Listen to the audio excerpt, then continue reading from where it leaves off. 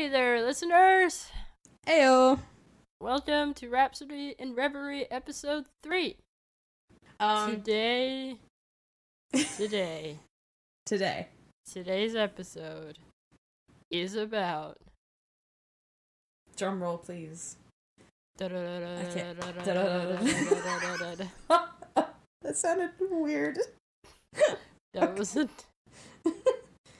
Like a baby when you hit their mouth and it's like... Bah, bah, bah, bah, bah.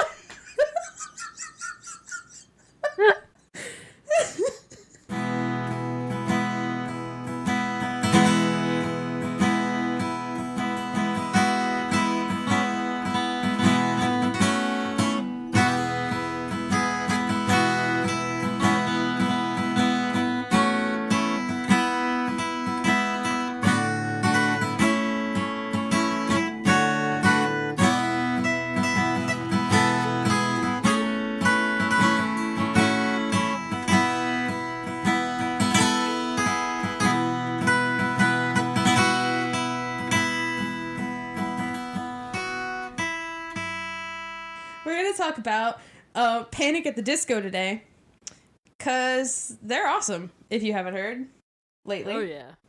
Yeah. They're awesome. And they have, unless you've been living under a rock, or are not a scene kid like me and Katya, you will have noticed that they dropped 2 new songs on the 21st, and they also, on that same day, dropped a music video, dropped a pre-order for their new album, and announced a tour. Shamalama ding dong. Look at that. All on the same day. All within, the same, 2 hours. It was in the span of the same hour. Yeah, it was, back to back to back. I was basically about to cry. Yeah, I was amazed. I was enthused. It was incredible. So instead of our usual format, which if you've listened to the first 2 episodes, you've come to expect us to start with the early stuff and work their way up to the newest stuff and gush over that. But we're not going to do that today because this just happened. We feel that we have to talk about these 2 new songs, and then we're going to do what we normally do, which is start at the beginning and work our way to the present. Basically, I can't contain myself and I need to talk about these songs. So we're going to do that first. Which one do you want to start with? I want to start with Silver Linings, because I cannot even, describe just how connected I am to that song. I wish I could have gone back and just, filmed my reaction to that song. I wish I could bring you all inside of my head. It's a very good hype song. It's a really good song to start your day with, I think. Yeah, but beyond that song, it just really spoke to me and how I feel and how I want to feel about life, you know? Yeah. It's just the song about, forget silver linings, I want the best. I want to do great things. Mm-hmm. I want to be on top and be the best I can be, and I don't want to make the best of a bad situation. I just want the best situation.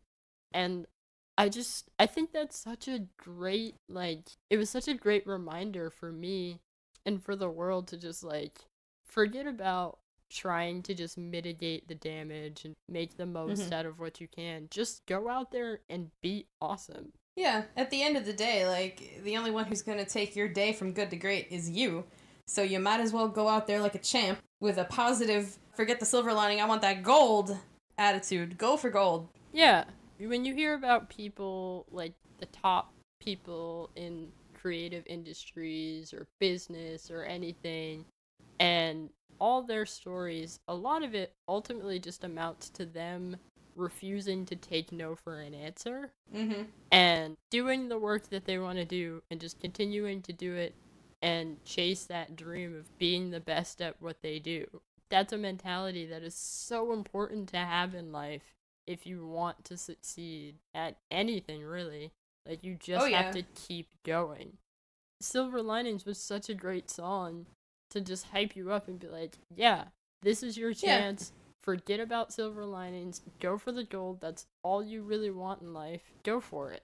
Yesterday, I needed to hear that. Specifically yesterday, I was having Tuesday, I had kind of a bad day, and I was feeling really lost and confused.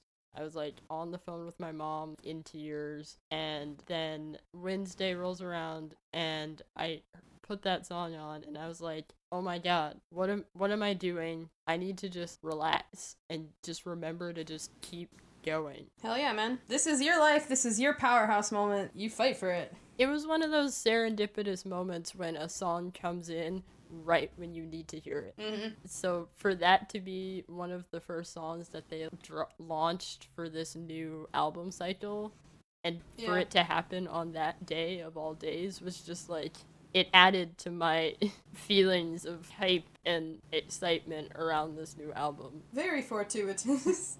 Extremely fortuitous. And I'd like to point out that, according to iTunes, at least, Silver Lining is the first song on that album, Pray for the Wicked, which is not out until, they say, June 22nd. But what a powerhouse to start an album with. Like, Here we are, we're ready to go for gold, let's go. Boom! Yeah. In your face. That is such a, like, when I first heard that, there are certain songs I put into weird categories, such as songs that make me want to dance down a city street with the sun shining as if I'm in, like, I don't know, a hemorrhoids cream commercial, you know, like how they... You know, no, but, like, it's always, like, those weird medicinal things where, like, they're disproportionately happy about something. Yeah. This song made me want to dance down a city street with cartoon birds chirping. Like, yeah. I was feeling it. And you know what? Technically speaking, like, going to the musical aspect of it, you can tell that he had fun with this song. And I love the horn section. Honestly, that horn section is so triumphant, and you can't... I love the fact that Brendon Urie is this overdramatic, theatrical person. I love that he's in touch with that part of himself, because every time he includes a horn section, which is getting more and more frequent, I thank God. Yes. Like, it really shows, honestly, the hard work that he puts in composition, because it's so good. It's so well thought out. It's so well put together. It's a very well mixed song. The horns don't overwhelm you. His vocals, although overwhelming in a general sense, don't overwhelm you. Everything is... It's just a very well put together song. Yeah, it's a very cohesive unit, and what I love about Panic at the Disco, especially as their careers progress, is that Brendon Urie's very good at crafting I guess almost like it's like this musical movie that he creates when he creates an album. Like, he's extremely cinematic. Yeah, definitely. His work is a very cinematic thing. Everything he puts together is very much intentional and very much meant. He is, dare I say it, the Citizen Kane of music. No, I'm kidding. That was bad. But no, you're right. It is very cinematic. It's very much... Oh, wow.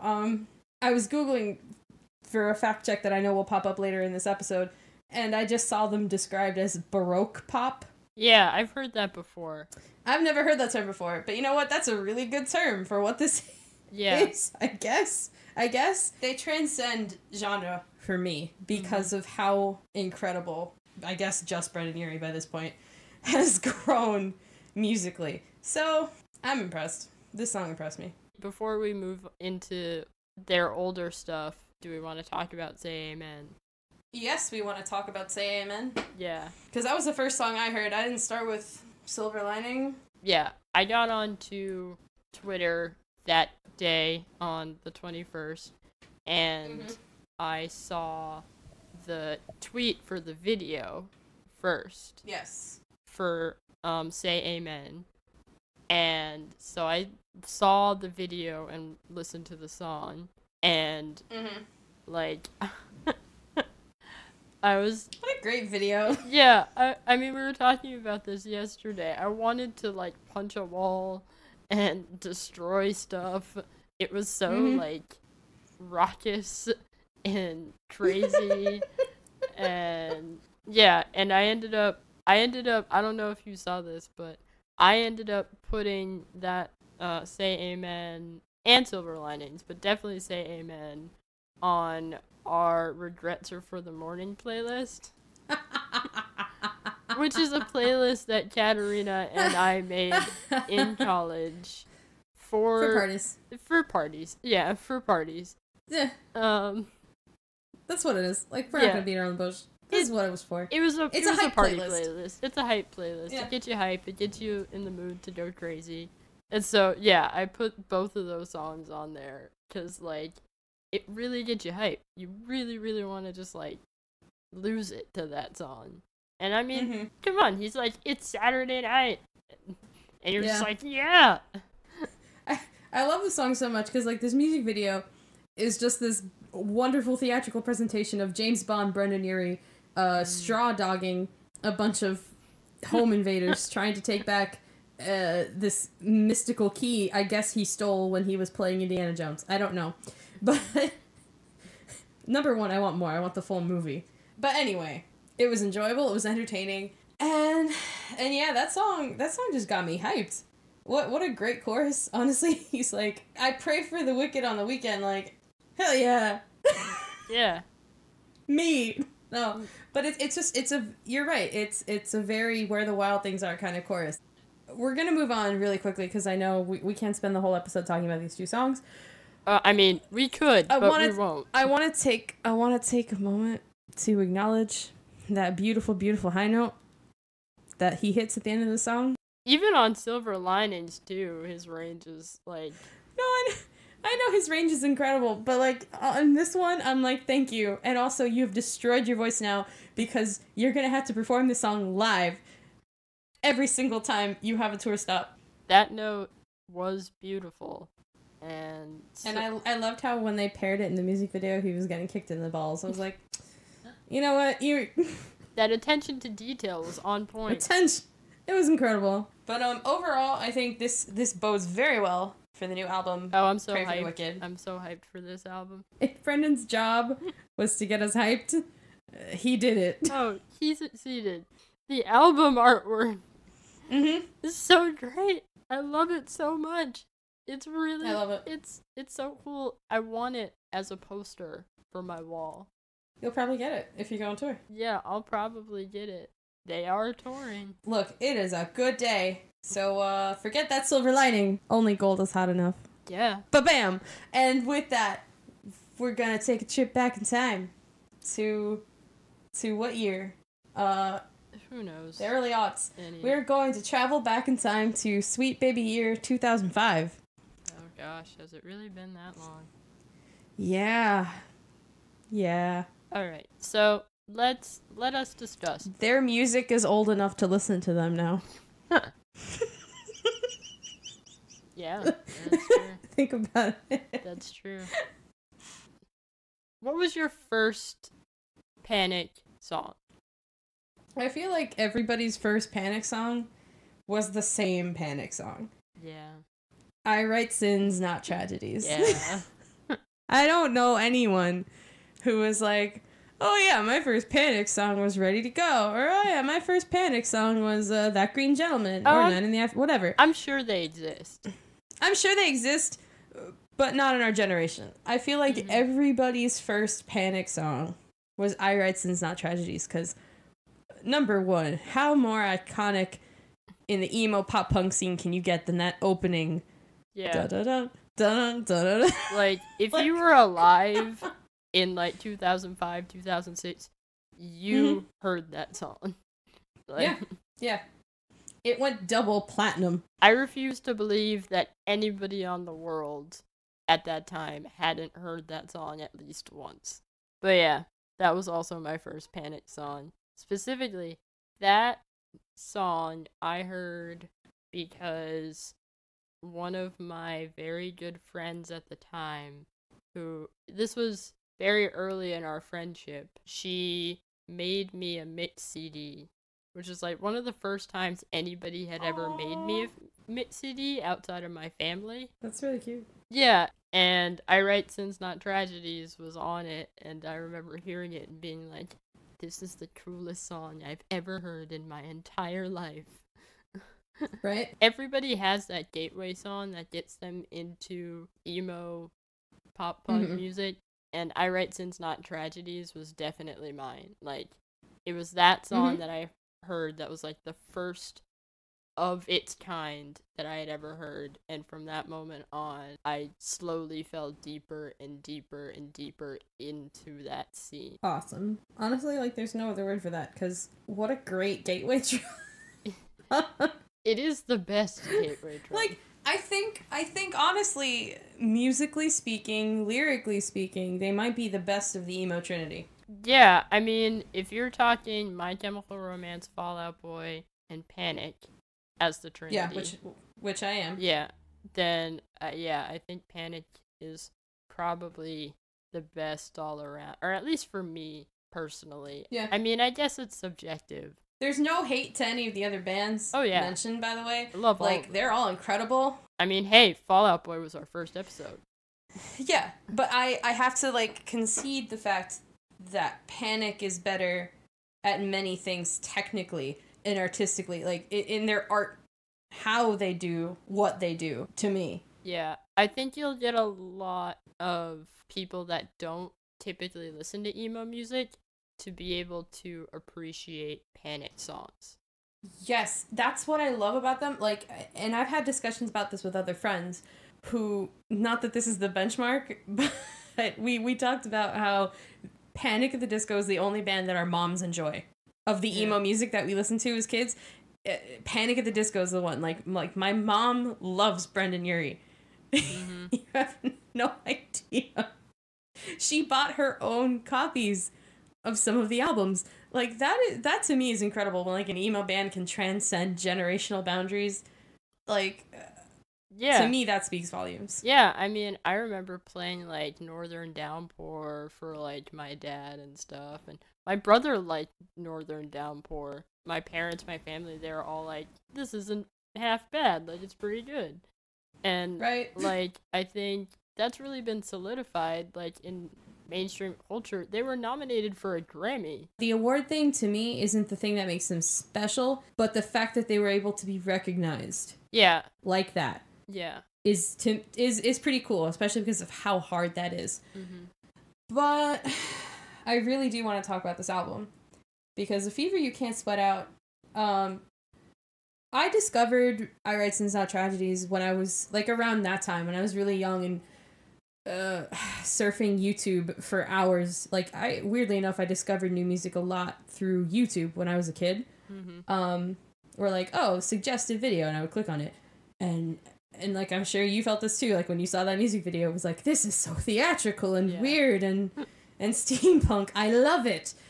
Like, it was so funny to me in retrospect that I saw it on YouTube, but I didn't go out of my way to listen to the rest of that particular album. Mm-hmm. Me neither. For years. Like, I got to high school and met one of my best friends that I met in high school basically made me go through their discography and was like, you don't understand. Yeah. Like, you have to go back and study them. Mm-hmm. She was a mega fan. Like, I don't know if she's still, like, a huge fan today. But she was like, you don't appreciate them unless you sit down and you listen everything track by track. And she actually got me that album, because I didn't own a hard copy of that album. Mm-hmm. It's weird, because for her, it was such an influential album on who she was. And for me, like, before I got to high school, I knew some of their songs, and it didn't have, I think, as much of an impact on me until I got to about high school, which I think is appropriate. That's the age I feel like their intended music was supposed to be anyway. Yeah. But my angst was more real when I got to high school as opposed to being middle school. But no, like, a lot of their music, at least on that album, was based on books and based on certain philosophies, and, like, that influenced what my friend read, how my friend felt, how she, like, it was really cool. And then, of course, she got me into reading the books that some of their songs were based on, and I was like, wow, this makes the song, it adds a whole other layer to me now. And, like, it was really cool to see my understanding of it and my understanding of their music in general. And, again, their theatricality and dramaticism seems to have been a trend from the very beginning with them. Yeah, it's the defining characteristic of Panic at the Disco. that's what really ties their discography all together for me, and it's something that really stuck out to me when I started getting into them seriously. Because just like you, like, I heard I Write Since Not Tragedy when it came out, and like I loved it a lot, but I didn't go back to listen to A Fever You Can't Sweat Out until much later. And it wasn't until high school that I started listening to them more seriously. And even in high school, I still didn't listen to Fever You Can't Sweat Out until like the very end. Instead, I was listening to songs off Vices and Virtues and songs off Pretty Odd. I had a sort of piecemeal approach to loving Panic at the Disco. I just like kept hearing different Panic at the Disco songs and being like, oh my god, this is incredible. Oh my god, this one is incredible too. Until finally I hit this like threshold of like, alright, now I need to actually just listen to all of it. Through all of that, what kept me going in that sort of discovery process was the fact that every single time they put out a song, it had that theatricality to it. A Fever You Can't Sweat Out is this sort of older kind of, I want to say vaudeville, but not exactly, kind of style. But then you like fast forward to some of their later stuff and it goes into a whole nother territory of more sort of like a film score. Yeah, like film. It gets more cinematic. It's like you're almost exploring the different transformations of theater through Panic at the Disco. What song off of this album was your favorite? The nostalgia makes me want to say I Write Since Not Tragedies, but I'm gonna say my favorite song on the album is Build God Then We'll Talk, because of the interpolation of my favorite things from The Sound of Music. Because when I was a kid, my mom would play me music to fall asleep, and she bought the Sound of Music soundtrack, and she would play that for me to go to sleep. And I was in love with that soundtrack when I was like 5 years old. It's a beautiful memory. So when I heard Build God Then We'll Talk years later and heard that, I freaked out. Like, I was like, oh my god, that's from The Sound of Music. And that like endeared me to them even more. Because I was like, I get that reference. I understand. I understand. I know what you're talking about. So yeah, I love those songs. Those are great, great choices. Yeah, I feel like automatically we can't even mention I Write Since Not Tragedies because again, you can't compete with that song. Yeah. But I really loved the whole vibe of "But It's Better If You Do." I've loved that song. I love the fact that the music video is so like silent movie gangster film. I'm going to a strip club, haha, and then at the end they end up arrested. To me, that was great. I love that whole aesthetic of the video. I love the whole aesthetic of the song, which in retrospect is hilarious. Like, it's about a guy going to a strip club to forget about a girl when they were like 18. Yeah. Maybe. And it's like, he wouldn't have been able to get into the strip club. Let's be real. No idea. Time to Dance is one of my favorites. Partly because that song was so tied with my friend and her introducing me to the book Invisible Monsters by Chuck Palahniuk. That song is basically the book. Like, there are lines from the book in that song. It's such an incredible, incredible novel. I highly recommend to everybody that they read it. I will not spoil a single thing of what happens in that book because you're just gonna go, what? Like, the song doesn't spoil anything. But my favorite part of that song is when he's, what is the have some composure, where's your posture, give me envy, give me madness, give me more attention, all that stuff. That's a photo shoot thing. Like, give me envy, click, give me attention, click, you know, all that stuff. Those are lines from the book because the main character happens to be a model. And this is part of her internal monologue, is she thinks like that sometimes. And I just love how this song is put together. I love the weird, dark, frantic energy of the whole song. And I have to concur with you that Build God Then We'll Talk is such a good song too. Yeah. So good. So let's move on to Vices and Virtues. Honestly, when I talk about Vices and Virtue, I have to talk about Ready to Go. Of course. That, I mean, it was the big song for everybody. It was a big song for Panic within the scope of their career because it was very popular. And it was a huge, huge, huge song for me, like, in my life. Ready to go? Yeah, because that song came out, and that was another moment for me where it was a song that I heard when I needed to hear it. I was in high school. It was probably, like, either the end of my sophomore year or the beginning of my junior year. And so in high school, like maybe a lot of people out there, I sort of went through a pretty hard time, and I've struggled with depression and things like that. But that song was probably one of the only things that sort of got me out of it. Like, music was the thing that sort of saved me in my life, and that song was a big part of it because I was so sick of where I was in my life. There was a lot going on for me in my head and myself, and that song, I'm Ready to Go, Get Me Out of My Mind, that was exactly how I felt in my life at that time. And I needed that, because I needed that sort of cathartic release of just like, I need to get out of here. I've got better, bigger things to do with my life. Did it make you more frantic, or did it uplift you and make you feel better, like change is coming kind of a thing? Yeah, it was more of a change is coming. It made me feel more driven, honestly. Because, yeah, it was our junior year of high school. I did drama club for the first 3 years of high school, and towards the end of it, I was feeling really stuck there, and I wasn't really happy. I wasn't feeling fulfilled.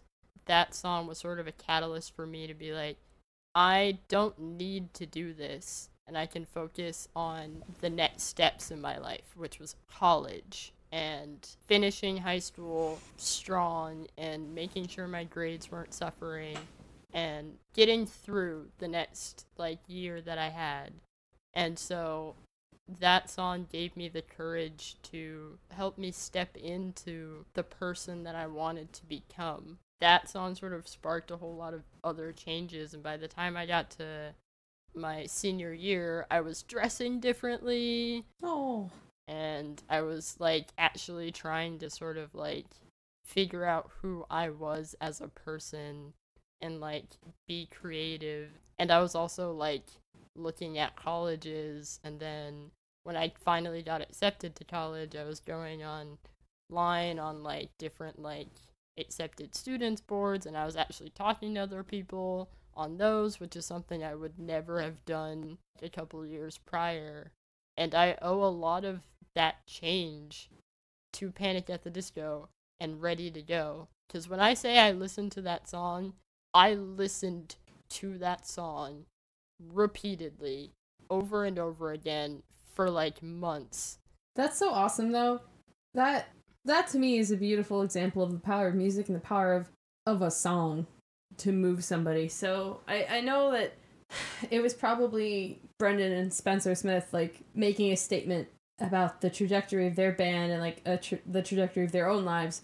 But the fact that that feeling can be so universal once put into a song, that it can motivate people, like, you know, kids trying to figure out their life. Like, that's, to me, a beautiful thing.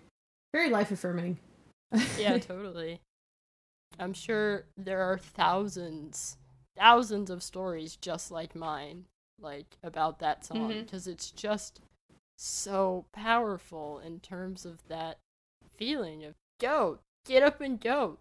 Panic at the Disco is so good at just grabbing you and shaking you by your shoulders and saying, go, live your life. Be alive. Be alive. Forget everything else. It is incredible. And for me, like, I liked the song when it came out. I love this album in general, but this song for me, like, didn't play a big part until I was literally in the car going to college. Like, I was scared out of my mind. I was going to a new state. I wasn't scared until, like, a couple of weeks before I was set to move in. But I was scared. And part of how I made myself feel unafraid was by making a playlist, and this song was, like, the first song on that playlist. Yeah. So I agree completely. Like, this is a very much a go get 'em tiger kind of song. Like, it's so good. It's such a good song. It's so good. Yeah, that song was really just, it's what sort of made me fall in love with them completely. Like, after that song, I surrendered myself to them. I was like, you guys, you saved my life. So I am yours. Like, you have saved my life, and I am in your debt, and the rest is history. Yeah. And I think for me at least, this album is very special to me because it did help me bond with one of my best friends, like the one who I told you about, who I mentioned earlier. I will not name names because I don't know if they feel like being named or not. But I feel like, because this was her favorite album that they had put out at the time. And we bonded over this album, and I learned about her in a way through which songs were her favorite songs. And after listening to it, like, very closely, I felt like I had a better insight into who she was. Yeah. And after listening to it a whole bunch of times, and then choosing my own favorite songs, I felt like I had a better insight as to who I was, which was very interesting. And, like, this album, to me, is one of their most beautiful in terms of orchestration. I really, really, really love the song Nearly Witches. The final song of that album is just so lovely to me. I don't know. I heard that it draws more on literary allusions. I love it. I love this whole album. I love the whole feel. And I have a special connection to the Ballad of Mona Lisa because that single was released on my birthday. Yay! Yeah. So top favorite songs off this album. Ready to Go is the top. But for the sake of having a variety, I also really love The Calendar. Interesting choice. Yeah. Okay. I like it specifically because of the chorus. I love Ready to Go so much. That's obviously the top song. Ballad of Mona Lisa, I love. Always is very special to me because it's so beautiful, and it's also one of the first songs I learned how to finger pick out on the guitar. Oh, yeah. So I have that, like, that connection to it. And I really, really, really like Nearly Witches. Mm-hmm. It's so good. And I'm a sucker for French, because he puts French lyrics in it, and it's like, he knows we're all pretentious.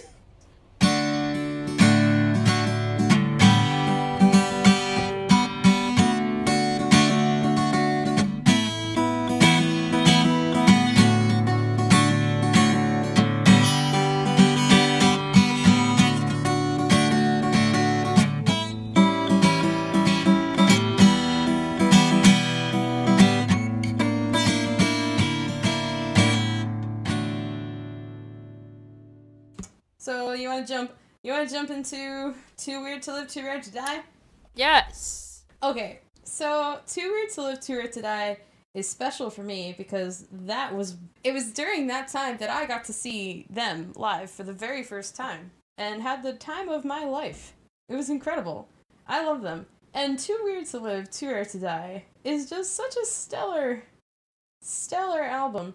But I really want to talk about This Is Gospel. We have to talk about This Is Gospel. When I first heard it, I cried. I ugly cried. This was written for Spencer Smith in his struggle with drug addiction and in Brendon's struggling with how to help him, and that's a beautiful thing. And I know he sat on the song for a while because he wasn't sure if he should even make anything out of it, but I think it's beautiful that when he showed it to Spencer was like, I appreciate you writing this. Like, that's a beautiful thing.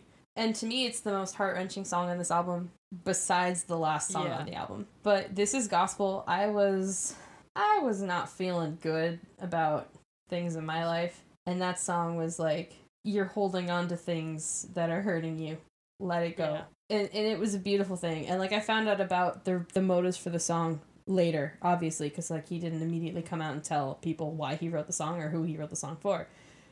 But in that moment, I think it was a very therapeutic song, at least for me, and I'm sure for millions of other fans out there. Like, it was very much if you're struggling, it's okay. Yeah. Like, And it was so beautiful and heart-wrenching, and I got to feel a little better for 3 minutes and 7 seconds. It's so good. And also the piano cover that he did later, that he put out, is my favorite version of that song.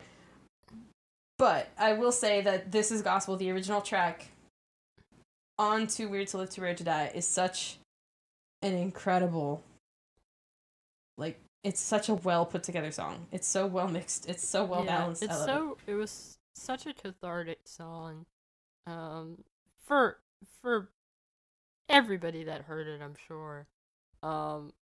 Because I know I certainly, like, I also just was just blown away by how personal and close to home it hit. I think it's a feeling that a lot of people can relate to, that feeling of just needing to let go. And that piano cover really solidifies his talent as a vocalist. It's just him and a piano, and his voice is made for the angels. It's beautiful. And when he hits those notes in the chorus, oh my god. Oh man, that song. It is a work of art. I think it transcends the feeling of the rest of this album, because, as he said, this album is an ode to Vegas. Yeah. Which is awesome. I've never been to Las Vegas. This album made me want to go to Vegas. This album was like debauchery. Yeah. I love it. I love this album. But I have to say, This Is Gospel stands alone in so many respects. Like, it is a work of art. It really is a thing of beauty. Yeah. The End of All Things, to me, is one of the most beautiful songs I've ever heard in my life. Yeah, I heard that he played that at his wedding because it was for her. Yeah, it's their vows. Mm-hmm. What a beautiful piece. Yeah, I want that song played at my wedding. Like, Brendon, are you cool with that? Can I use that? It is such a meaningful and beautiful song, and it is so raw and real. I think that's why I love the two of them. The first and the last song sort of come out of nowhere on this album. Like, they hit you in the feels.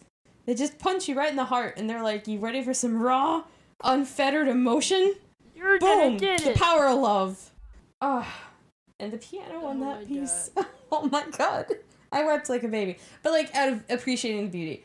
That, it didn't touch me in the same way that This Is Gospel touched me, because This Is Gospel hit me in a place of, you're in pain. This is to alleviate the pain. The End of All Things this is from a place of just, we're gonna revel in love. This is pure, beautiful, romantic love. And I was like, I eat it up. I love it. Yeah. Which is the most... After I said that, I was like, what kind of reaction is that? Ugh. But it was so beautiful. It's so peaceful, and it's... Yeah. I hope you're going strong, guys. What I love about that song is that, like, love songs are a dime a dozen. Everybody writes love songs. Songs are always about love. But there's something so refreshing about that song, because it's not this, like, overbearing, like, I love you so much. It's just like a lay us down, we're in love. Like, that's it. The end of all things. Like, nothing else matters. We love each other. And that's it. And it's so beautiful. It's so simple. It's to the point. And you don't always get that from love songs. And so, yeah, hearing that song, it's just, you can't help but just want to melt. Because it's this beautiful, just expression of two people finding each other and realizing that nothing else really matters. It's just, they're gonna be in love. And now No, it's absolutely all of gorgeous. my feelings now. Yeah. The End of All Things was a beautiful way to end it. It's one of my favorite, like, ending songs. And just like This Is Gospel is one of my favorite beginning songs. Like, it's, like, he opened and closed this album beautifully. And I think it all ties together very well with the rest of this album. In the sense that, like, when you think about the fact that this album is about Las Vegas, Okay. I think that This Is Gospel and The End of All Things are equally Vegas songs, like just like all the other ones. Interesting. Because I mean, you think about Vegas, and Vegas, so many people elope and run off and get married in Vegas, and I mean, some people like end up getting divorced the next day, but like there are people that literally just like drop everything, go to Vegas and get married, or just for the sake of being in love. There is a weird, crazy, wild romanticism within Las Vegas that is there. It's definitely there. And then This Is Gospel is like, it's a song about struggling, and I think it's a beautiful struggle being in Vegas.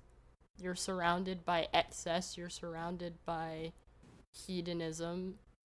There are elements of Vegas in those songs, just like all of the other ones. And, like, it's different sides of Vegas. I mean, I'm speaking from a perspective of an outsider looking at Vegas from afar. Yeah. So I could be completely wrong. But when I heard this album, like, I felt like those songs, along with all the others, spoke to a sort of a Vegas, maybe not a modern day Vegas, but a Vegas of another time. That would fit, considering his love for, like, the Frank Sinatra era, or, you know what I mean, like when Sinatra headlined in Vegas, like the real heyday of Vegas, honestly. Yeah, you're right. I had never considered that before, because I admittedly, this may sound dumb, most of my impressions are from of Las Vegas are from pop culture. And I feel like this is coming from the perspective of somebody who knows Vegas, who does know it, who loves it. So, favorite songs on this album? This is so hard for me, because I can sit up here and say that I love every single one of these songs. This Is Gospel is definitely number one.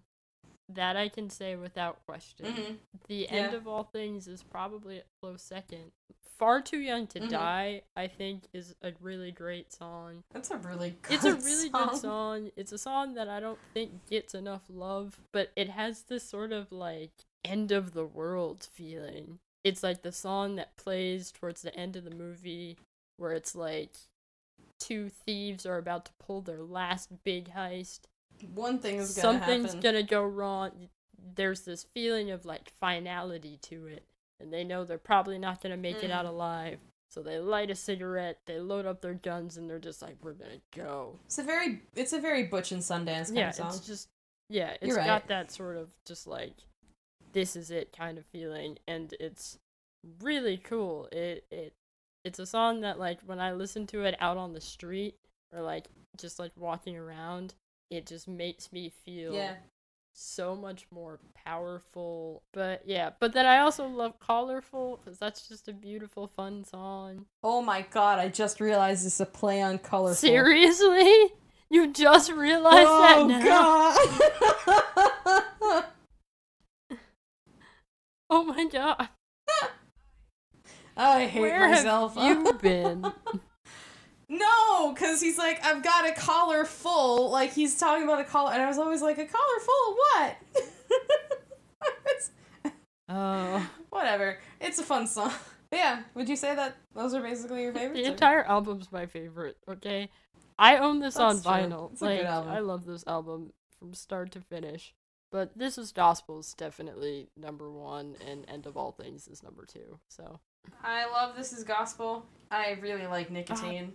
There's some beautiful lyricism in Forgot nicotine. about nicotine. I taste you on your lips and I can't get rid of you, so I say damn your lies and the awful things you do. I love that line. What a good line. I love Casual Affair because it's so weird.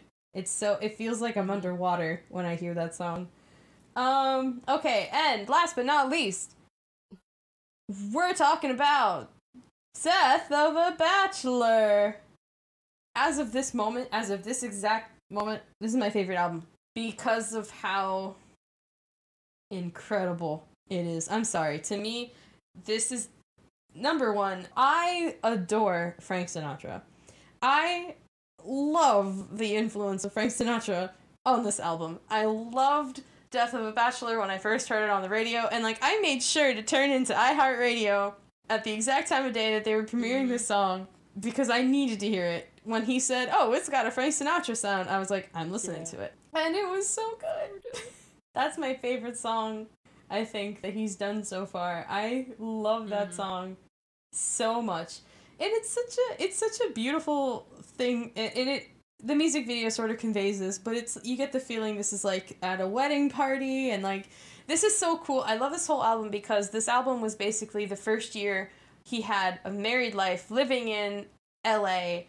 He's made it, supposedly, and this is the progression of the year. And it's just a range of emotion, and it's weird because it's like, this is what you get when you have an adult man who's like, he's achieved his dreams, and like, you hear it on Emperor's New Clothes, where it's like, all of the creative force, all of the creative power is now mine, and I can do whatever I want. And he does go crazy on this album. It's incredible. And there are a lot of highs and a lot of lows here. I don't know. This is so good. It's such a good album. It really is. Crazy Equals Genius made me think of a Stray Cats song, and I loved that. Yeah. This entire album. I mean, honestly, I feel like Death of a Bachelor, that song, may have single-handedly cinched him that Grammy nomination because it's just so perfect. The vocals on that album, the horns. He said in an interview that he wanted to go back to composing on piano because apparently the last album he composed on the computer, and he's like, I want to compose something on the piano, and apparently it felt very loungy, very, very of that time, and he's like, I want to do something influenced by this guy who I love. And Death of a Bachelor came out of that. And I'm like, what a powerhouse of a song. What an incredible song. The vocals on that song, I lost my mind when I heard that chorus for the first time. Like, he hit that Death of a Bachelor, and I was about to scream. I thought, oh my god, I cannot.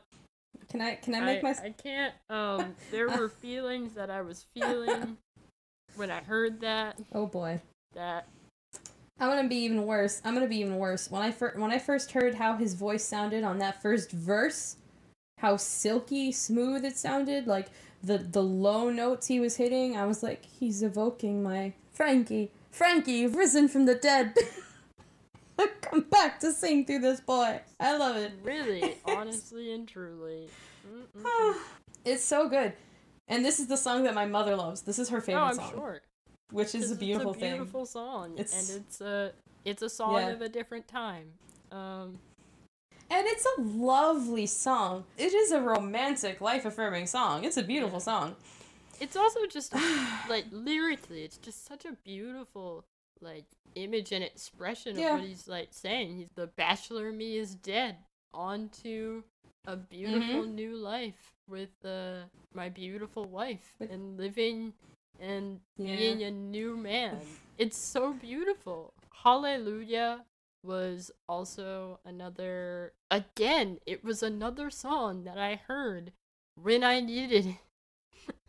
Like, why does Panic always do this to me? I agree. Like, I agree. I remember when this single came out. I laid on my bed and it was raining, and I was feeling it. I was like, this is weird. Panic needs to stop doing this. I remember I listened to that song a lot when I was walking home from work. Because at this time, I was interning in California, and I would have to walk home from work every day.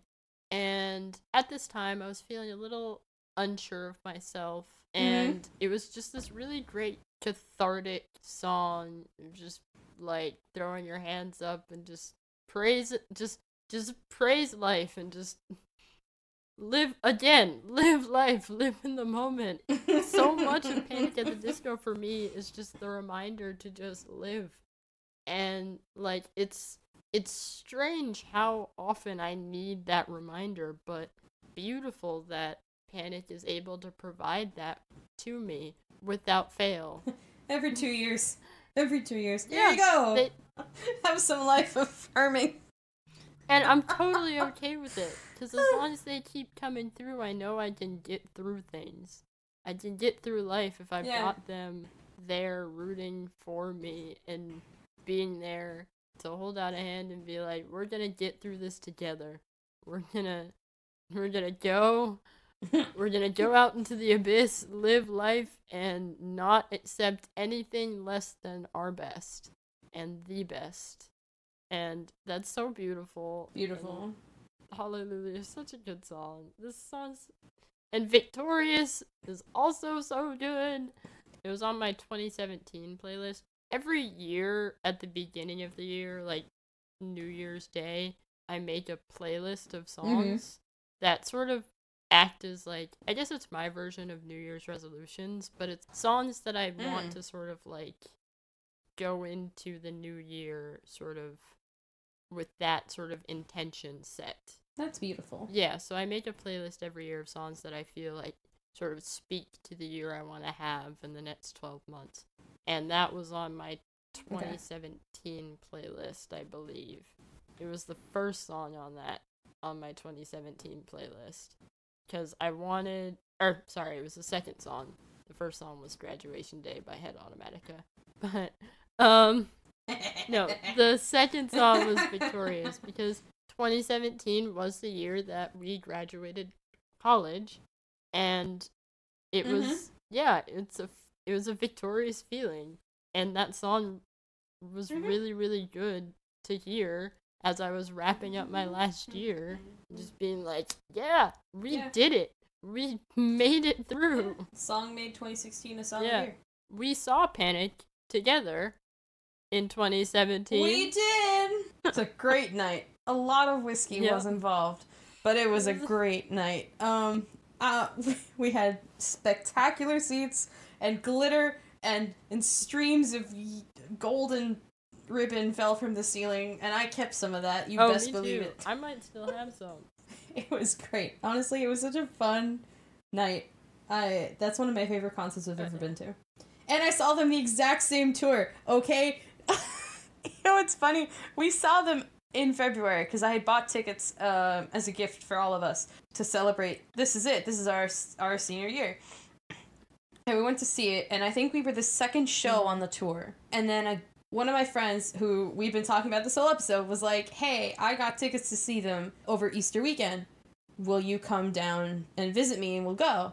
And I was like, yes! And I saw the second to last show that they did. And it was so fun.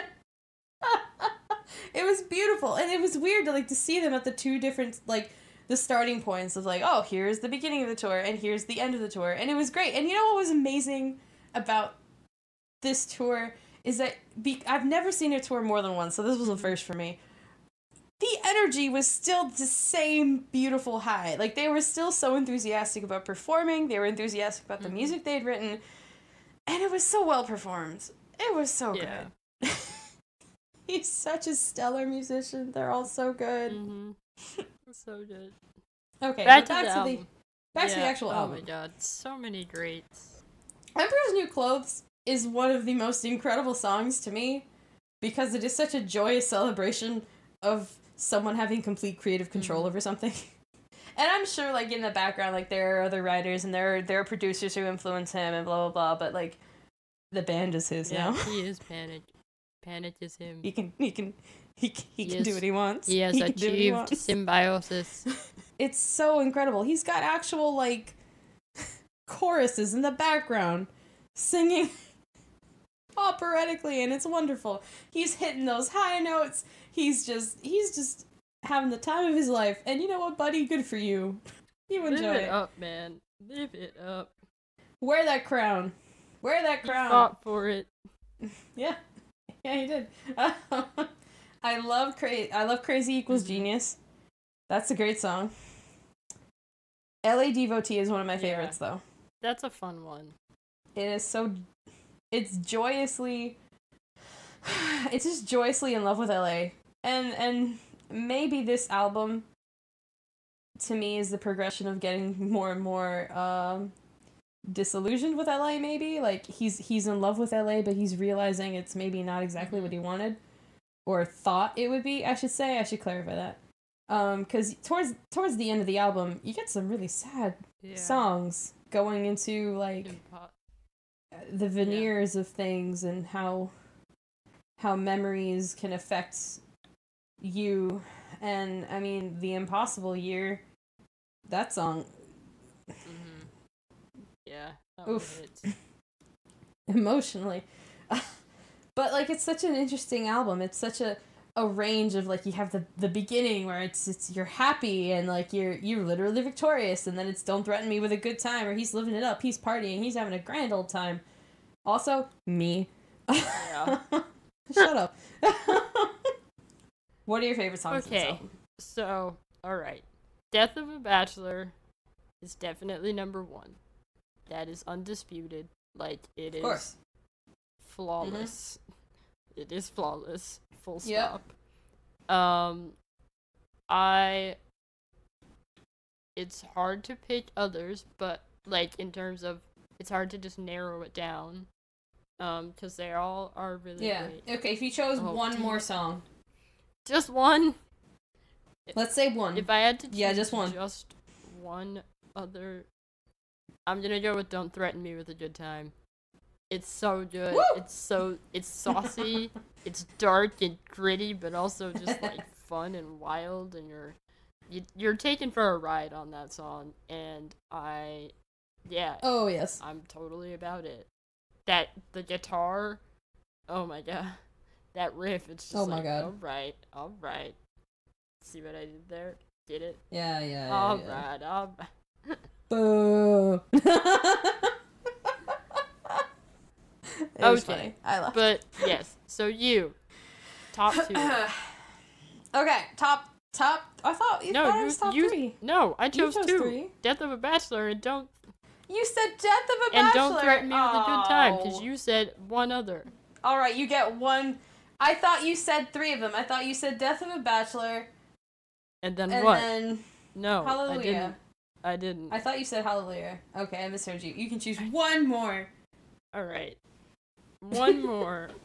I'm gonna say Victorious, because it was a really great song to just have to listen to going through the last year of college. It was just a beautiful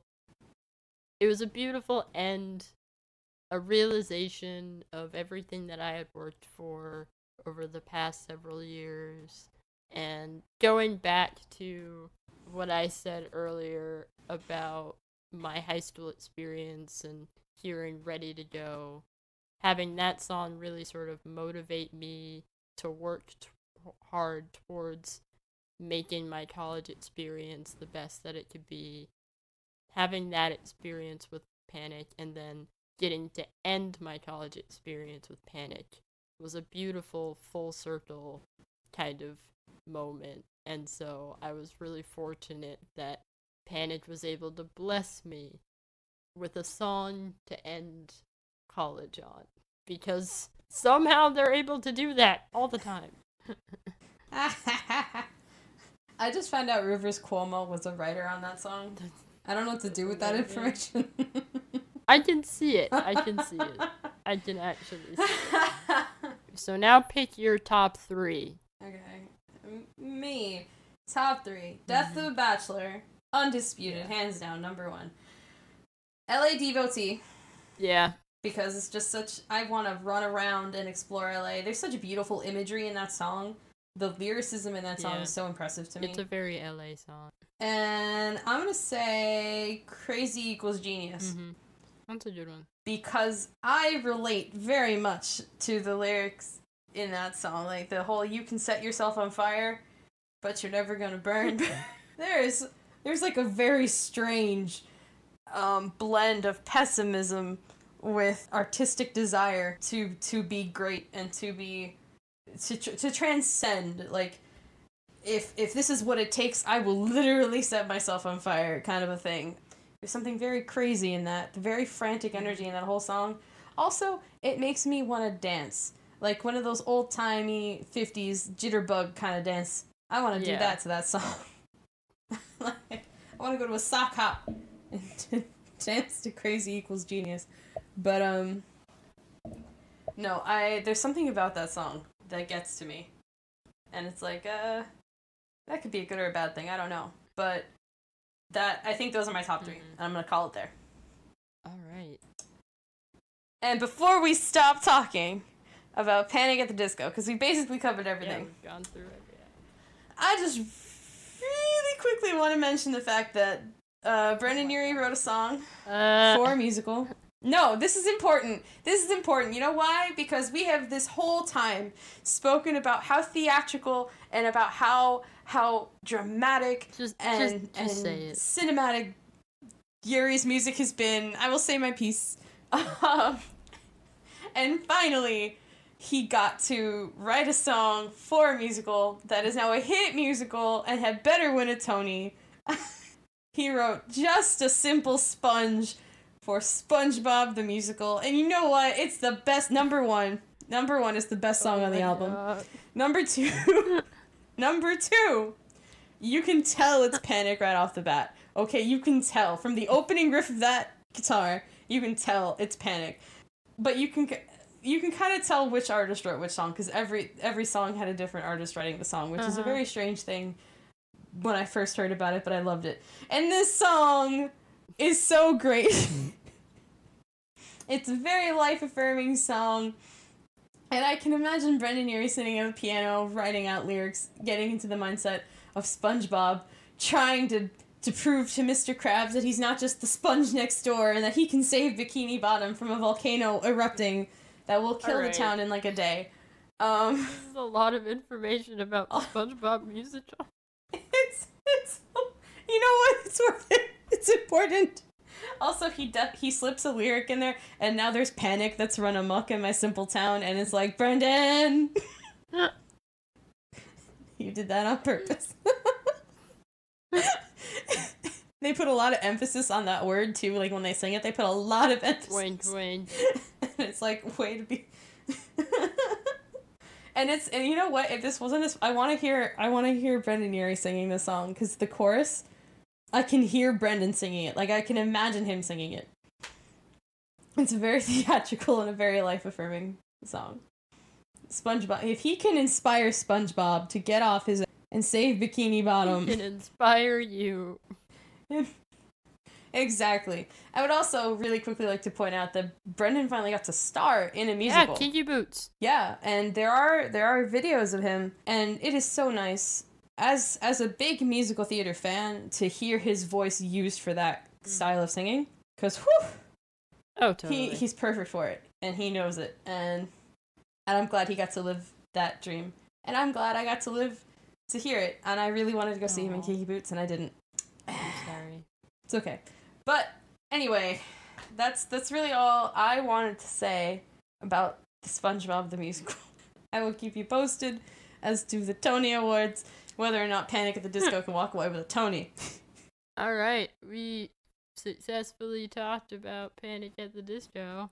If you liked what we had to say, please like our Facebook page, follow us on Twitter, subscribe to our RSS so you don't miss any future episodes, and please tune in again next week when we talk about another one of our favorite featured artists. We also want to give a big shout out and thank you to Soapbox. They recently put us on their 25 podcasts you should be listening to, March edition. So a huge thank you to them. That means so much, as we are just a small show, and we are trying to make it in this world. We are a little baby podcast, and everything you do helps us tremendously. So please subscribe. Yes, do that. No, but for real, thank you so much, Soapbox.